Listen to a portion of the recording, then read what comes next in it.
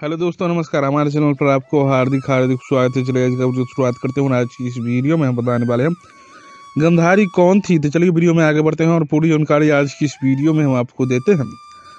गंधारी गंधार राज्य के राजा सुबुल की पुत्री और शकुनी की छोटी बहन थी। आज अफगानिस्तान का जो कंधार है वही पुराने समय में गंधार प्रदेश कहलाता था।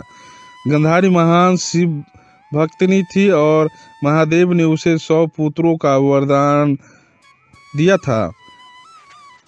गंधारी अद्वितीय सुंदरी थी, इसी कारण भीष्म ने धृतराष्ट्र के लिए सुबुल के गंधारी का हाथ मांग लिया। जब गंधारी को ये पता चला कि धृतराष्ट्र नेत्रहीन है तो उसने भी अपनी आंखों पर पट्टी बांध ली और आजीवन नेत्रहीन की भांति ही रही।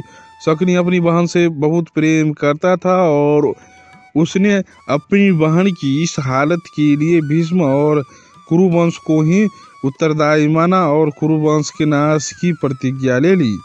गंधारी कुंती से बहुत पहले ही गर्भवती हो गई थी, किंतु बहुत काल बीतने पर भी गंधारी का प्रसव नहीं हुआ। उधर कुंती ने मंत्रबल से युधिष्ठिर को प्राप्त कर लिया।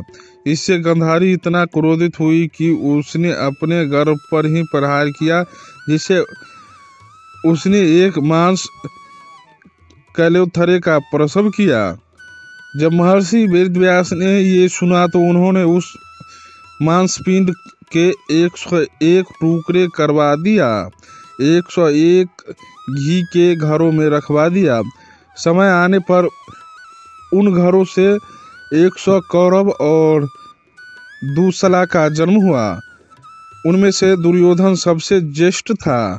गंधारी का जीवन एक सच्चा चरित्र स्त्री का है। वो पतिव्रता थी, किंतु उसने सदैव धृतराष्ट्र और अपने पुत्रों को अन्याय करने से रोका।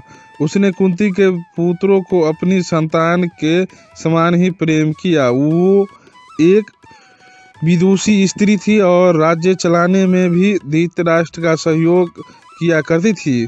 उसने सदैव धृतराष्ट्र और दुर्योधन को धर्म के मार्ग पर चलने को प्रेरित किया, किंतु ऐसा नहीं हो पाया। गंधारी महाभारत के युद्ध से बहुत क्षुब्ध थी। जब केवल दुर्योधन युद्ध में जीता बचा तो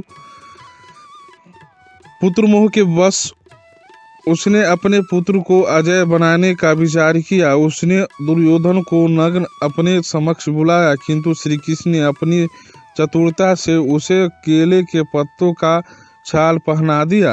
जब दुर्योधन गंधारी के समक्ष आया तब गंधारी ने प्रथम बार अपनी आंखों की पट्टी खोली और अपने पुण्य की शक्ति से दुर्योधन का शरीर वज्र का बना दिया।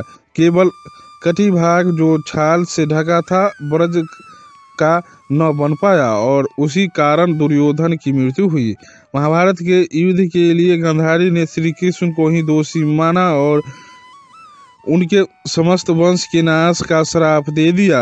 युद्ध समाप्त करने के बाद कई वर्ष तक धृतराष्ट्र और गंधारी हस्तिनापुर में ही रहे, किंतु फिर बाद में संन्यास लेकर दोनों वन को चले गए। कुंती भी उनके साथ गई। वहीं वन में एक दिन आग लग जाने के कारण तीनों की मृत्यु हो गई। तो दोस्तों, हमारी आज का जानकारी कैसे लगा? अगर अच्छा लगा हो तो लाइक शेयर और सब्सक्राइब करना न भूले। पूरा वीडियो देखने के लिए धन्यवाद।